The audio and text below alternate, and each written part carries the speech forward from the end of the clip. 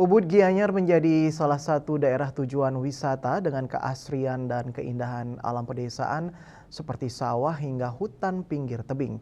Untuk menjaga kelestarian alam Ubud sebagai penunjang pariwisata dan kelestarian lingkungan, berbagai upaya dapat dilakukan seperti penanaman pohon hingga pembuatan tebing modern untuk pengelolaan sampah organik.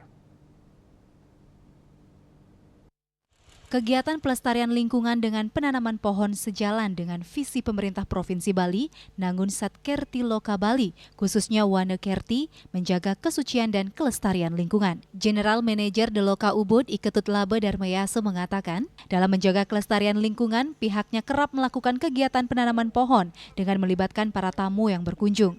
Terlebih saat pembangunan villa, banyak pohon harus ditebang. Untuk itu, rutinitas penanaman pohon ini menjadi langkah kecil mengembalikan pohon-pohon yang ditebang sebelumnya. Khusus pada kegiatan ini, penanaman pohon dilakukan untuk memperingati Hari Lingkungan Hidup Sedunia dan Hari Pers Internasional. Adapun jenis pohon yang ditanam untuk kali ini adalah cempaka putih, cempaka kuning, dan sandat. Setelah besar nantinya, pohon ini akan berbunga dan bisa digunakan sebagai sarana upakara, di samping juga akan memberikan keharuman saat berbunga. Apa yang kami tanam ini nantinya walaupun tidak bisa serta-merta langsung mengganti apa yang sudah kami tebang dulu, paling tidak mulai untuk melakukan penanaman kembali. Sehingga harapan nanti kira-kira beberapa tahun ke depan tanaman ini bisa tumbuh dengan dengan baik, sehingga kami juga sadar kalau kami ada di Janggo.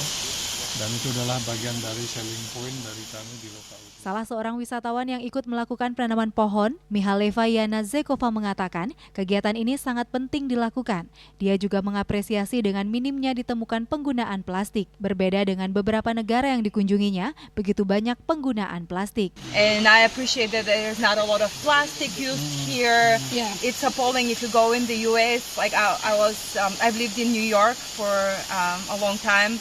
If you go to a conference, you see people using plastic cups, plastic utensils. It is horrible. It hurts. It hurts me. It really hurts me. So I'm happy to see that here people are more concerned.